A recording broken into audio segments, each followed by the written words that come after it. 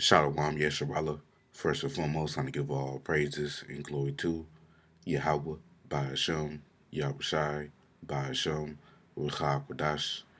Double honor to the apostles and elders of Great Millstone. Peace and blessings to those Akim that's preached the word in all truth and sincerity, along to Israelite foreign brothers that are like the heathens. But the line of outside goes back to the nation of Israel, which nation of Israel are you so-called Negroes, Latinos, and Native Americans through the prophecies and curses of Deuteronomy 28 chapter and throughout the Bible. So this is Brother Yakal. I'm back in this video, and today's video will be entitled "Nothing Else Matters Besides This Truth." I'm just gonna go on some precepts, and Lord willing, you brothers and you sisters out there be edified through the spirit and power of Yahweh Shemon Shai. Nothing else matters in this world besides this truth. Because at the end of the day, the counsel of Yahweh Shemon Shai will prosper, which the counsel of the Lord are the prophecies. And none of these things that we see in this world, the materialistic things, you know, the the lavish lifestyles, the cars, the clothes, the jewelry, the status, these jobs, when all hell breaks loose, none of these things are going to matter, you know. And I just wanted to start off with the book of Ecclesiastes, chapter 12, and verse 13. And it reads, "Let us hear the conclusion of the whole matter." So basically, let's uh, sum up everything on what the scriptures say. It says, "Fear Yahweh and keep His commandments, for this is the whole duty of man." You know, so because Solomon, you know, he was the richest man. He was the richest, he was the richest and wisest king in Israel. And he had great substance, man. But out of all of that, to sum up everything, this was his conclusion, which is fear Yahweh and keep His commandments, for this is the whole duty of man, because that's our purpose as Israelite man and woman. But beginning on with the men is to fear Yahweh and keep His commandments, because that's the standard on how we're supposed to live according to Yahweh Shemon Shai, which is pleasing Him, man. Because when you go to Ecclesiastes, because at the end of the day, everything is vanity and vexation of spirit, as King Solomon said, Ecclesiastes 1:1, the words of the preacher, the son of David, king in Jerusalem. It says, "Vanity of vanities, saith the preacher. Vanity of vanities, all is vanity." Yeah, so, what does vanity mean? It's from the Hebrew word habal, vanity, vainly, emptiness, or vanity. So at the end of the day, everything that we see here, you know, um, this current westernized living, this Western culture, it's all vanity, man. This American culture, this lifestyle, and it's all vanity at the end of the day because it's not righteousness, man. You know, See, this way of life that we have been so used to living, Yahweh Shemon Shai is not pleased with it at all, you know, and that's why we hasten into a righteous kingdom, man. We're under a kingdom where under the righteousness, man, which will be the kingdom of heaven.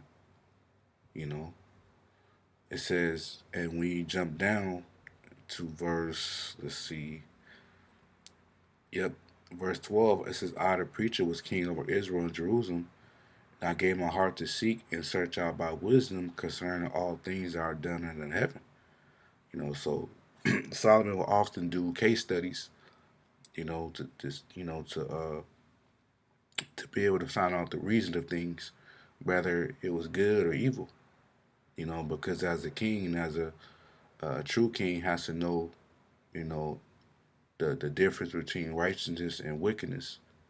And they have to be able to um, understand both sides. You know, It says, "This sword travail have Yahweh given to the sons of men to be exercised therewith." Um, it's like I meant to jump down to verse 16. It says, I commune with my heart, saying, Lo, I have come to great estate and have gotten more wisdom than all they that have been before me in Jerusalem. So, like I was saying earlier, Solomon, he was the wisest and richest king, the richest king of Israel, you know, out of all the kings of in Israel. It says, yeah, my heart had great experience of wisdom and knowledge. Yeah, and I gave my heart to know wisdom and to know madness and folly. I perceive that this also is vexation of spirit. Because to know madness and folly, it really vexes you, man. It's because, at the end of the day, it doesn't profit you. It doesn't profit the spirit. It may profit the flesh, but that's for a short period of time. And even within that, profit in the flesh, eventually the Lord gonna bring you into judgment. You know, and when you go to Ecclesiastes, the second chapter, and let's start at verse 4. It says, I made me great works, and this is talking about, everything that Solomon achieved in his lifestyle, or all his substance. He's going to describe all the substance that he received from the Heavenly Father Yahweh, man. It says, because we know King Solomon was Yahweh in his past life. I mean, Yahweh was, King Solomon um, was Yahweh. In his past life, he was King Solomon. It's like I kind of worded it different. It says, Ecclesiastes 2 and 4 says, I made me great works. I builded me houses. I planted me vineyards. I made me gardens and orchards, and I planted trees in them of all kinds of fruits. I made me pools of water to water therewith the wood that bringeth forth trees. I got me servants and maidens, and had servants born in my house. Also, I had great possessions of great and small cattle above all that were in Jerusalem before me. I gathered me also silver and gold and a peculiar treasure of kings and of the provinces. I got me the men singers and women singers and the delights of the sons of men as musical instruments and that of all sorts. So I was great and increased more than all that were before me in Jerusalem. Also my wisdom remained with me. And whatsoever my eyes desired, I kept not from them, because Solomon, he was able to get whatever he wants. So whatever he lusted after, he was able to get it in righteousness, man. It says, I withheld not my heart from any joy, for my heart rejoiced in all my labor, and this is my portion of all my labor, you know. Then I disappoint. Then I look on all the works that my hands I wrought, and on the labor that I had labored to do, and behold, all was vanity and vexation of spirit, and there was no profit under the sun. So yeah, so he understood that all his great assumptions that he had, it was all vain at the end of the day. It was all vanity and vexation of spirit, man. Because he knew that eventually he knew it wasn't the kingdom, which is at his time it was 40 years of peace, because King Solomon ruled for 40 years, and it was righteous at that time. But King Solomon knew it wasn't the kingdom, and he knew he will eventually die, and all the sons will be given to a fool, which will be his son, Rehoboam. As it's gonna say, and I turned myself to behold wisdom and madness and folly. For what can a man do that cometh after the king, even that which have already which have been already done? So, because King Solomon, he did everything. So, what other king gonna come after him that's gonna do something new and different? Everything already been done by King Solomon. And when you jump down to see verse 18. It says, yeah, I hate all my labor which I have taken under the sun, because I shall leave it unto the man that shall be after me. And who knoweth whether he shall be a wise man or a fool? And turn out his son Rehoboam, you know, will be a fool when you go into the history, man. Yes, shall he have rule over all my labor, wherein I have labored, and wherein I have showed myself wiser than the sun. This is also vanity. So the point I want to get out this account was just showing you that you know nothing else matters besides pleasing Yahweh by Shemon Shai, and keeping the law, statutes, and commandments, man. Because if King Solomon felt like this, And this is during the time he had a righteous rulership for 40 years. So how much more in this time, man? When you know it's definitely vanity, vexation, spirit, man, because we are in the curses. And, not saying it's not nothing wrong to enjoy, certain pleasures. I'm not saying that, but at the end of the day, what I'm saying is just don't have these pleasures consume you to the point when you want to um, um, forsake your how about Shimon side, you know, because if King Solomon felt like this and he had everything, how much more for us, man?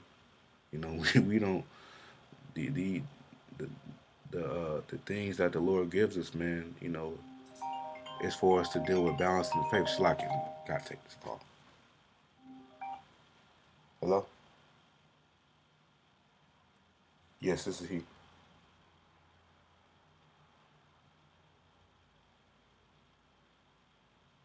Yes, I'm doing fine. And you?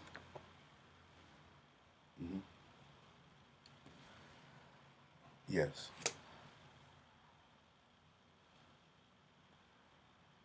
Hmm. And the toilet as well. Hmm. Yeah, like when I take a shower, like at the same time the toilet is clogging at the same time when the shower is on. Hmm.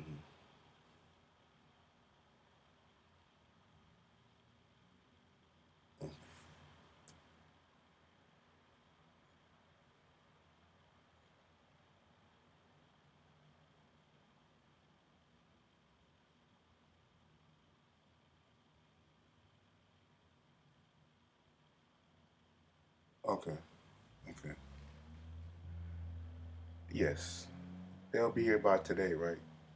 Uh, okay. Okay. Okay. Okay. No problem. Yeah, I'll be here. Okay. Thank you. Bye. It's like man, I take that call real quick. But uh, but yeah. So at the end of the day, we have to you know, hey, just you know, please Yahweh Shemon Shai. Going back to Ecclesiastes 12 and 13. Let us hear the conclusion of the whole matter. Fear Yahweh and keep His commandments, for this is the whole duty of man, man. Because at the end of the day, the Lord's gonna give us all our heart desires in the kingdom, man. So the pleasures that we don't have, or the little pleasures that we do have in the society, it's not going to amount to what we're going to receive in the kingdom, man.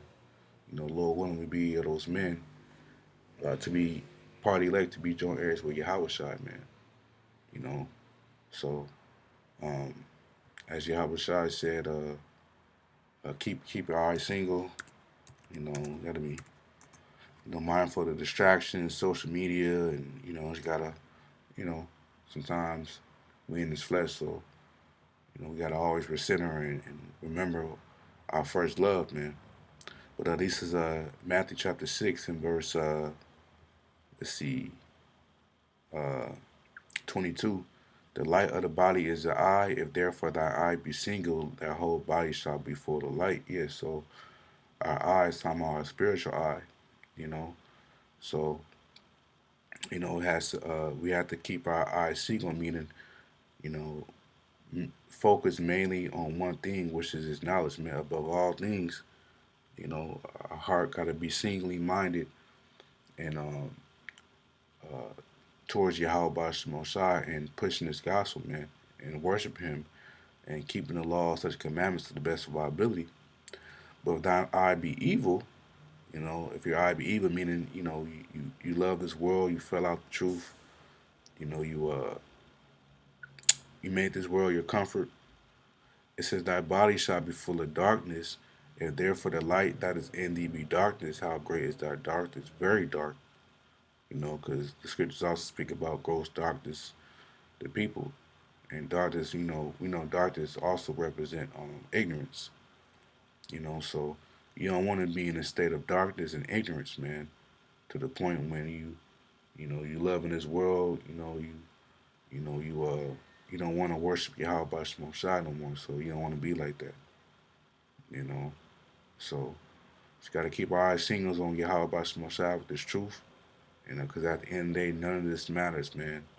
And all the as it says in Second Corinthians, all the things that we see is temporal here.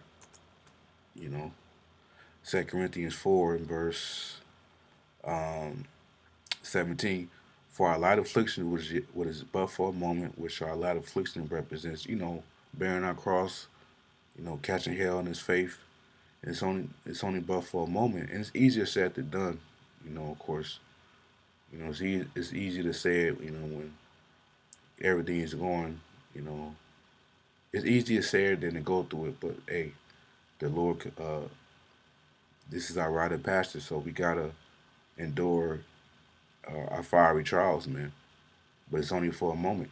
It's not the hell that we catch is not forever. It's a work for us at far more seating and eternal way to glory. While we look not to things which are seen, so we don't look at the things which we can see as of yet, as of right now, this kingdom.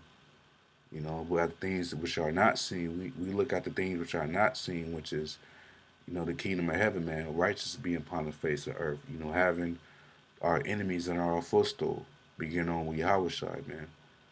The names of Yahweh, the names of Yahweh and Yahweh Shai being exalted in the earth. Those are the things that we don't see as yet, but we think about those things. We look at those things, man. You know, for the things which are seen are temporal. So everything that we see in the society is temporal. This rulership, people's statuses, these jobs, these cars, these FRN notes, this entertainment, sports business, all everything that we see here is temporal because this is a temporal kingdom. Because this kingdom gonna be destroyed. So, what the things which are not seen are eternal. Yeah, which is the kingdom, man. Because we know the kingdom of heaven is an eternal rulership. You know, a kingdom that will never pass away, which will be Yahweh Shai's kingdom on earth. So that's what we're looking forward to, man. That's why we set our things on. We set our heart on things above and not below. You know, because his lifestyle is very low level, man.